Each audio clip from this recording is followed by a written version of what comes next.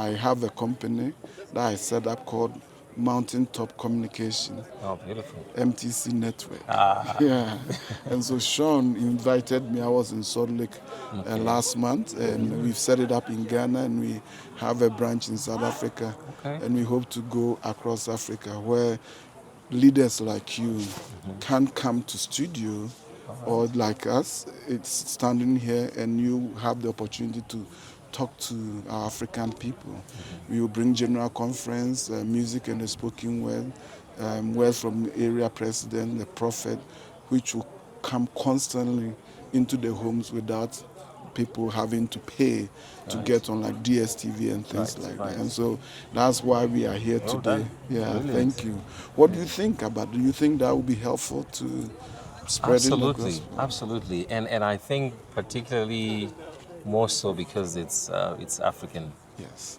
And I think as Africans and also as members of the church, there's a vacancy for quality programming. And oftentimes we tend to look to Western media, whether it's for entertainment or education or inspiration and such. And I think it's definitely coming to fill a need that is there. Being an African, creating content setup, and I think you're definitely coming at the right time. And I think we can share testimonies, we can share experiences of our lives, because I think African people want to look up to people that look like them. Yes. And hear from them and say, hey, he has circumstances just similar to mine. He has a background that's similar to mine. And there's something there that makes people resonate with people that you connect with and things like that. And whether it's challenges that you're experiencing, when you then hear from someone, an African saint, you'll be able to say, hey, they've done it, and so can I.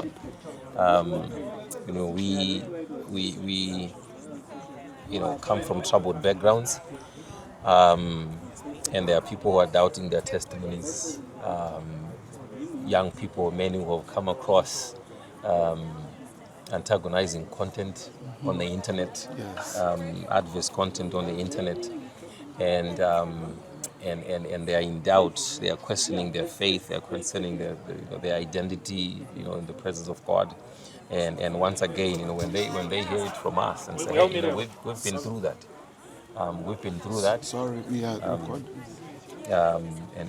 So I think it will be very, very, very much wonderful, but I don't think it will stop there. I don't think it's just relevant for the African people, but even beyond, other parts of the world would love to hear messages from us and be strengthened.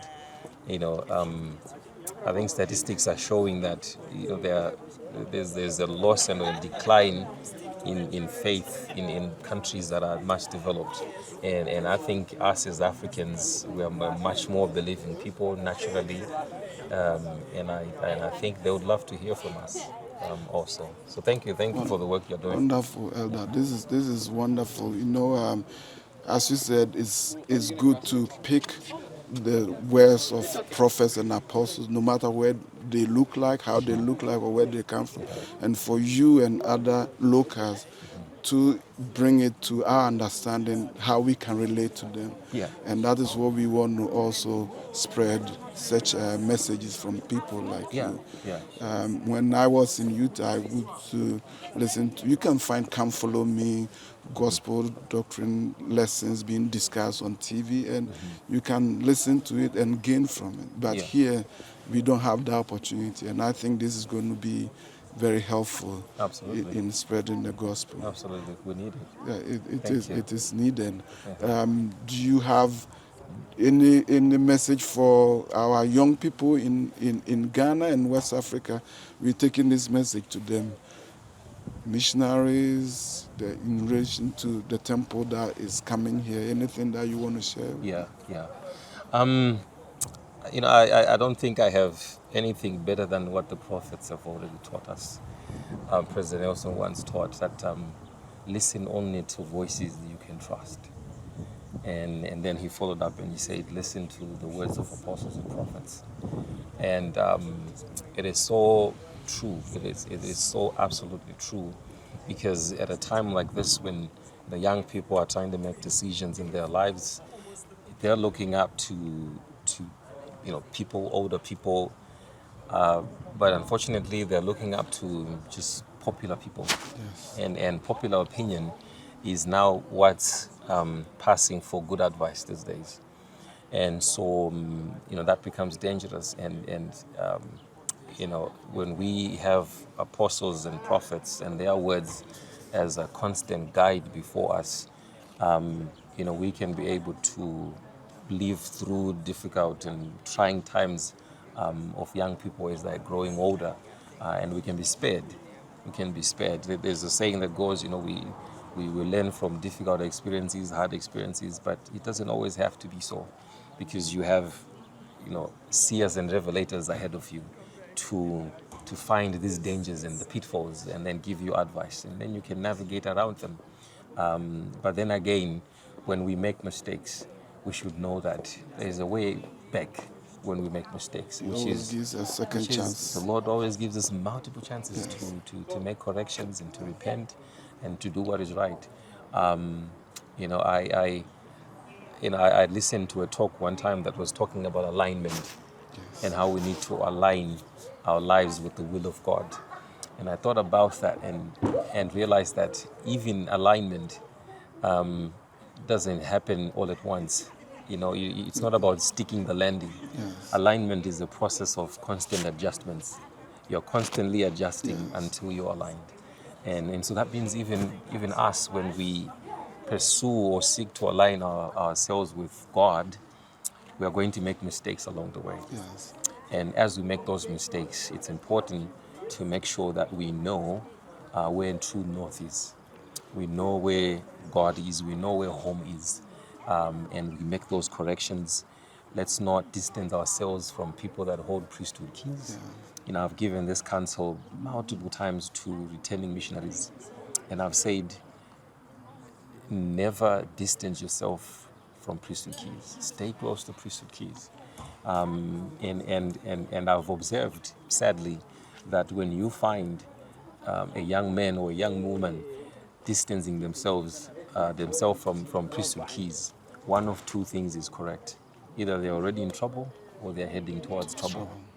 And so it's so important that we stay under the guidance of those that hold priesthood keys, our local leaders, that we always follow the words of living prophets and apostles.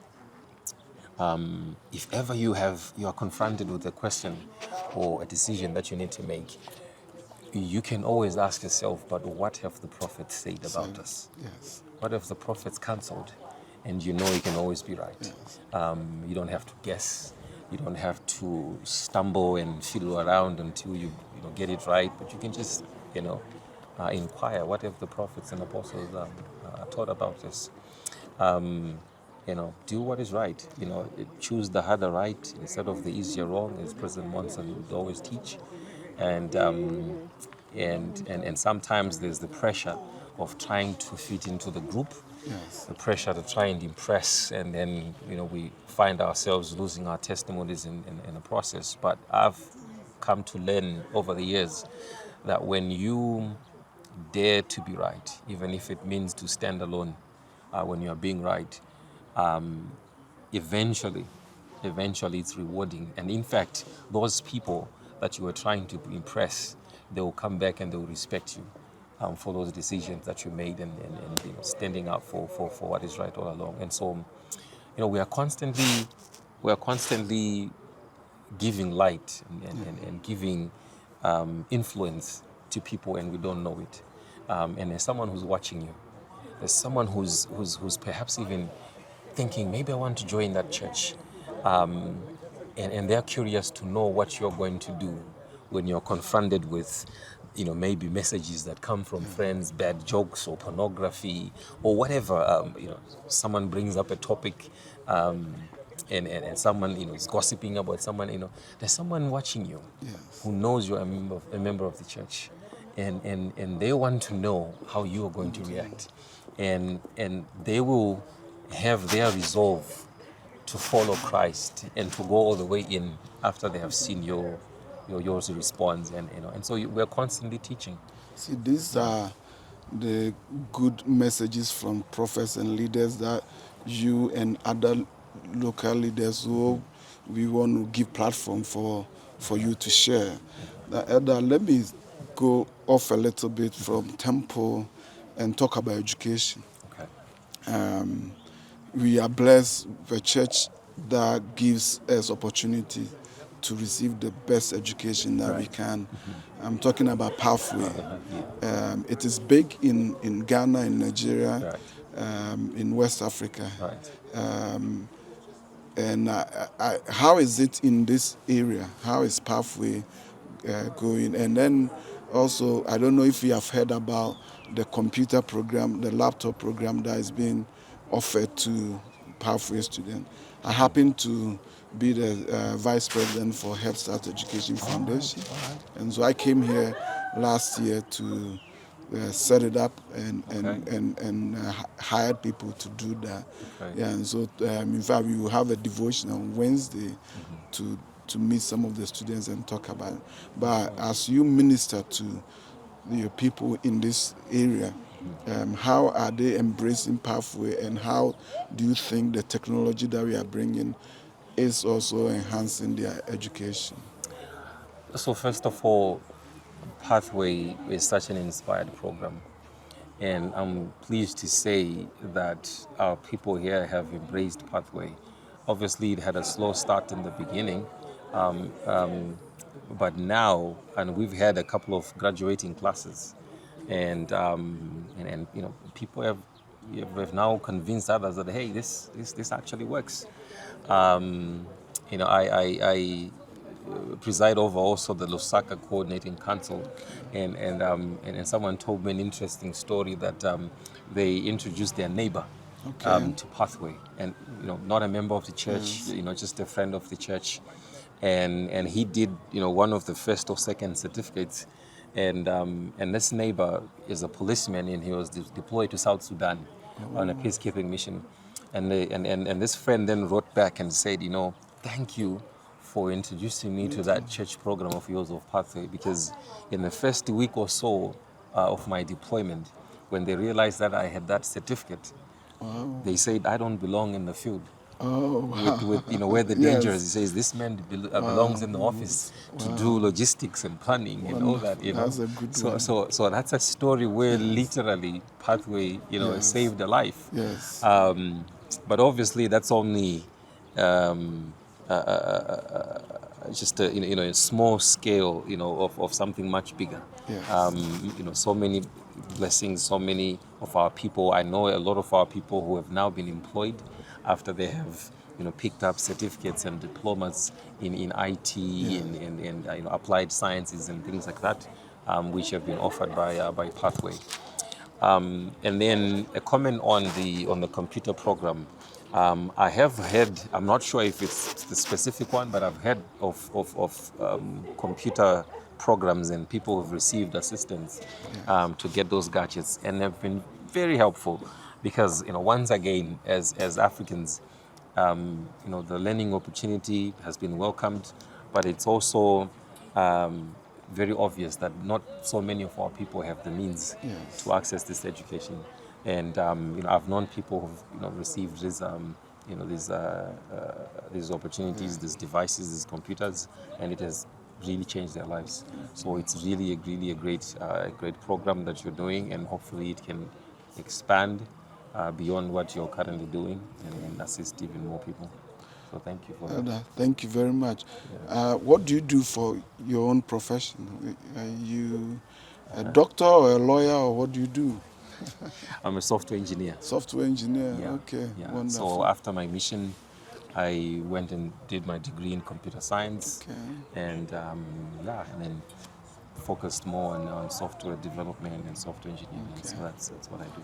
Well, I would love to get your contact and stay connected and Hopefully, when you are in Salt Lake for General Conference, we will get together. Yeah. Yeah. Yeah, we should. Thank you. Thank you so much. Thank you very much. Excellent. Really appreciate it. Great.